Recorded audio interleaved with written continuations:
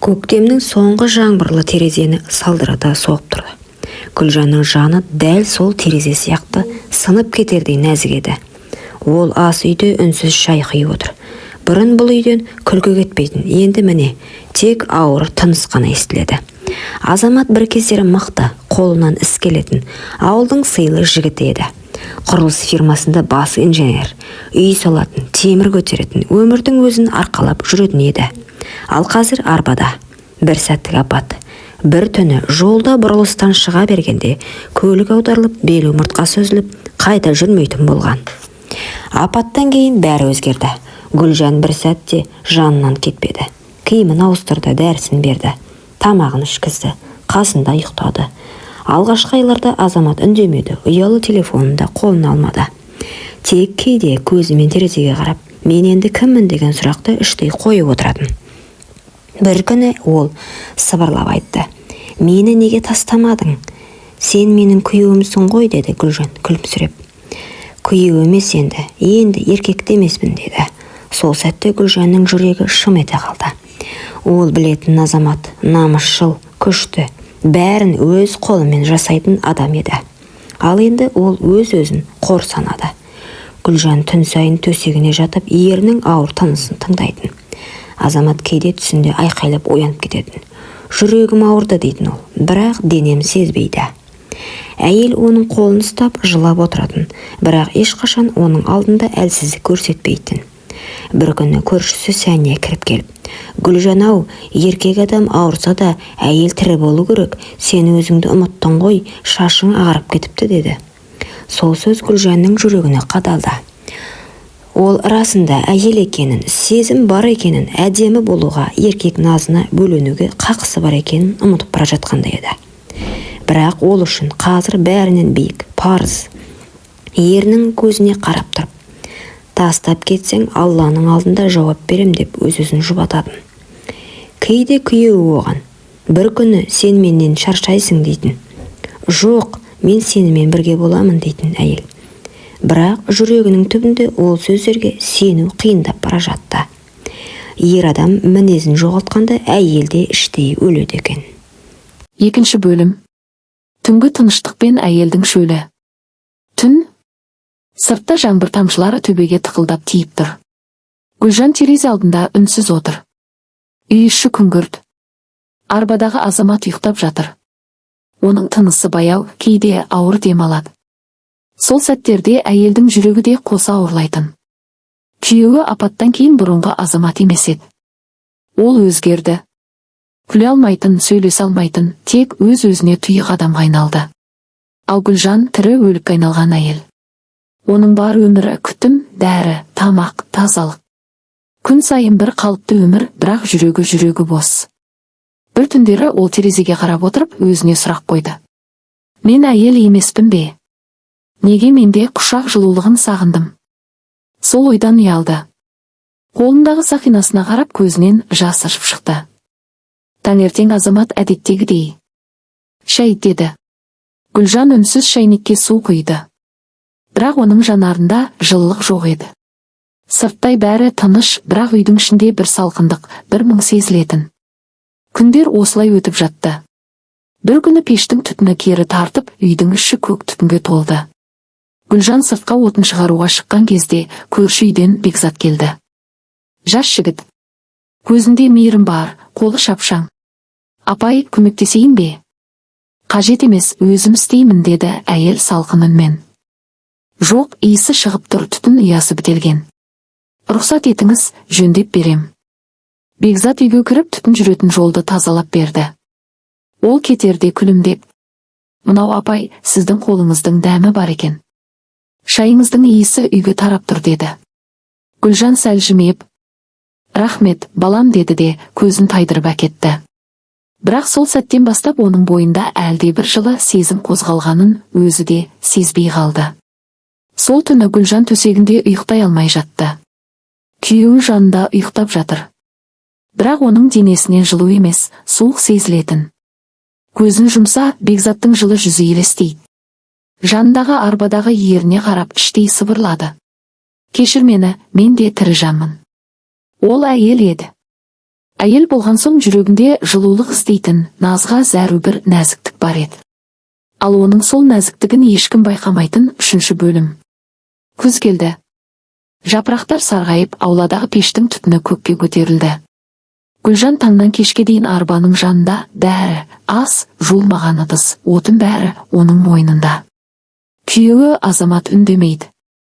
Кейде ғана суды берші, телефонда әкелші деген қысқа сөздермен ғана сөйлейді. Гүлжан болса, күн сайын ішінен мына өмірдің соңы қайда апарады деп сұрайды. Кейде Азамат ұйықтап жатқанда ол көрпесін түзеп, бетін сипап, көз жасын тығып жылайды. Жылайды, себебі бұрынғы өмірді сағынады. Ерінің күлкісін, бірге жүрген күндерін, төсек қатынасын, құшақтағы жылуын.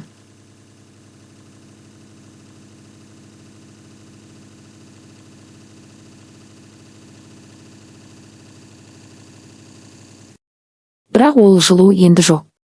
Азамат өмірден емес, өз-өзінен алыстап кеткен адам.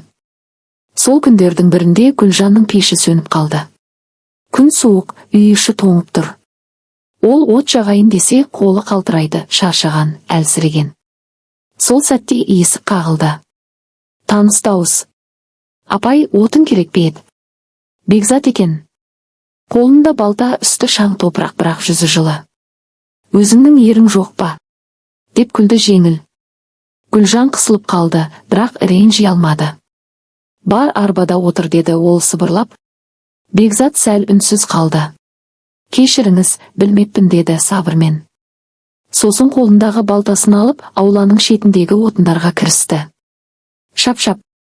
Балта даусы аулаға жаңғырып, әйелдің жүрегіне біртүрлі тыныштық сыйлады. Бір сәтке бәрі ұмыт болғандай еді.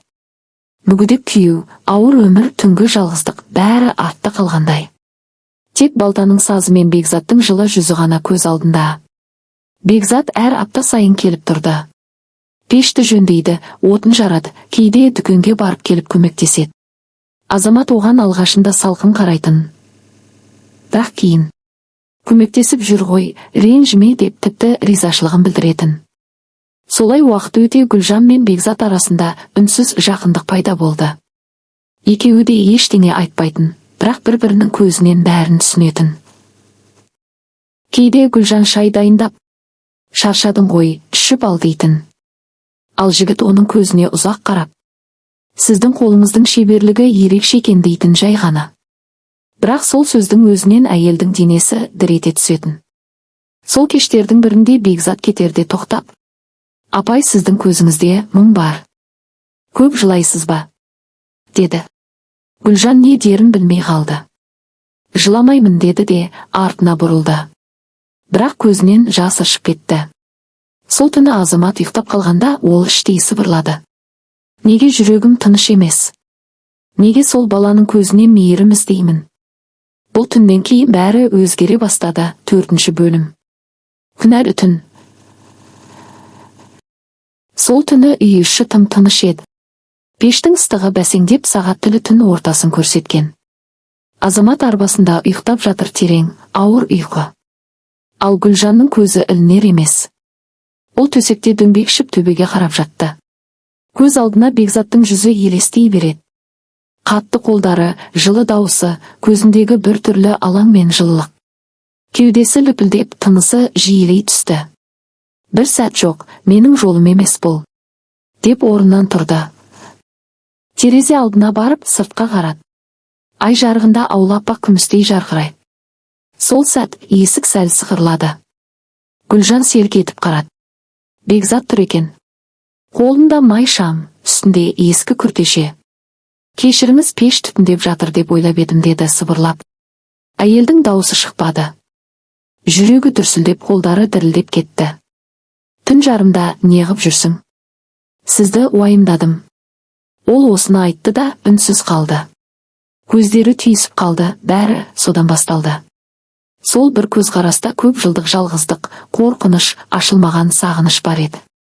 Бекзат жай ғана оның қолынан ұстады. Сізге ауыр ғой деді. Гүлжанның ерні дір етті. Білмеймін, мен шаршадым. Осы сөзден кейін бәрі өзінен өзі өрбіді. Кеудесінде жылу, бойында еріксіз сезім. Көзінде жас пен құмарлық аралас. Ол сол сәтте өмірде алғаш рет өз-өзін ұмытты. Бекзат оның маңдайынан сүйді. Бір сәтке уақыт тоқтағандай болды. Тек көрші бөлмеден шыққан арбаның сықыры. Олардың күнәсін еске салғандай. Гүлжан селгетіп артқа шегінді. Жоқ болмайды бұл, деді даусы дірілдеп. Бекзат басын төмен салды. Мен де білем. Бірақ сізге бейжай қарай алмаймын. Сол түні олар ештеңе істемеді, бірақ бәрі басталып қойған еді. Олар шектен әлі өтпеді, бірақ жүректері әлде қашан өтіп кеткен. 5 бөлім. Ұят пен құмарлық. Күндер өтіп жатты. Бекзат бұрынғыдай келіп тұрады, бірақ екеуінің арасындағы тыныштық енді басқа еді. Ішінде айтылмаған, тығылып жатқан ыстық сезім бар. Гүлжан оны көрген сайын жүрегі дүрсілдейді. Қарапайым бір сәлем де денесін дір еткізеді. Кейде шай дайындап отырғанда ойы бөлініп кетеді. Бекзаттың көзқарасы, қолының жылуы еске түсіп кетеді. Бірақ соның бәрін жасыру азаптың өзі еді. Азамат та бір түрлі өзгеріп кеткен. Бір күні ол әйеліне қарап: соңғы кезде сенің көзің басқа жаққа қарап жүр. Біреу бар ма? Деді күңіреніп. Гүлжанның денесі мұздап кетті. Не айтып тұрсың? Сезем, еркек сезеді оны. Осы сөз оның жүрегін қанжардай тілгілеп өтті. Күйеуінің алдындағы кінә мен өз сезімі бір-біріне қайшы келіп. Гүлжанның ішінде дауыл тұрып жатты. Сол түні Азаматтың ұйқысы қашып, ол арбасымен сыртқа шығып кетті. Ал үй іші тып-тыныш қалды. Дәл сол сәтте есік қағылды.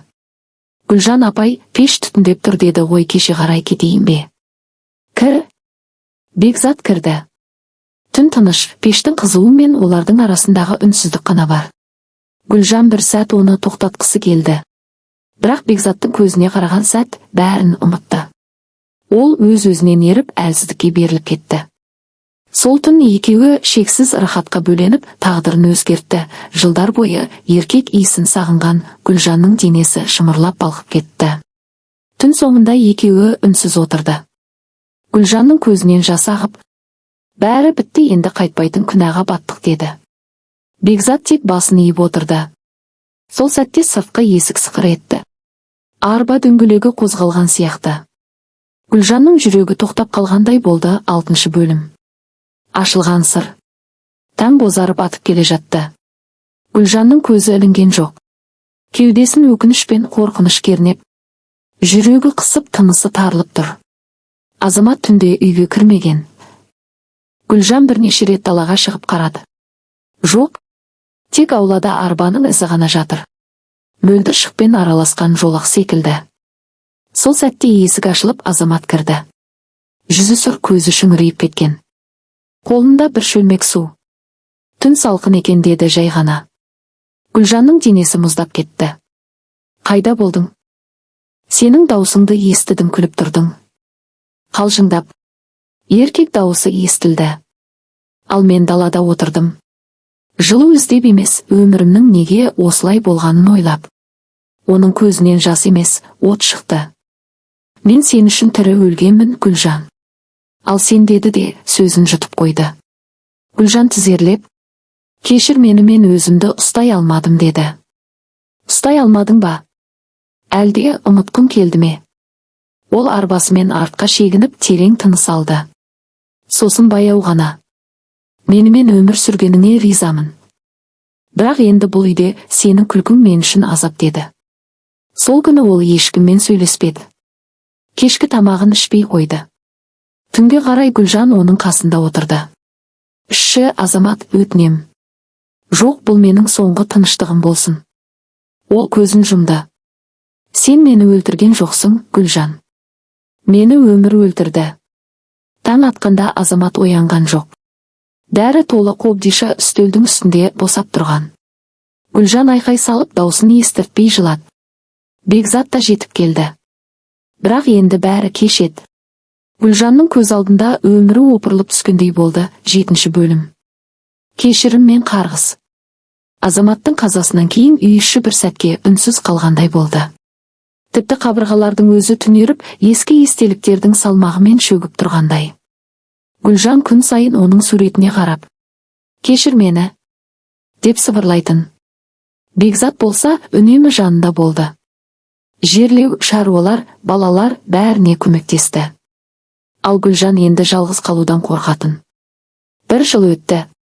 Уақыт бәрін емдегендей жарасын басқанда еді. Бірақ жүректің түбіндегі кінә сезімі еш кетпеді. Солай болса да ауыл іші Бекзат пен Гүлжан қосылыпты деген сыбырмен толды. Той болмады. Тек мешітке барып некелерін қидырды. Бір-біріне қарағанда екеуінің де көзінде қуаныштан гөрі қорқыныш басым еді. Бекзат оның қолын ұстап тұрып, мүмкін тағдыр бізге осылай сынақ берген шығар, деді. Гүлжан үн қатпады. Тек көзін төмен салды. Жаңа өмір басталды. Бірақ әр түні Гүлжан Азаматтың елесін көретін.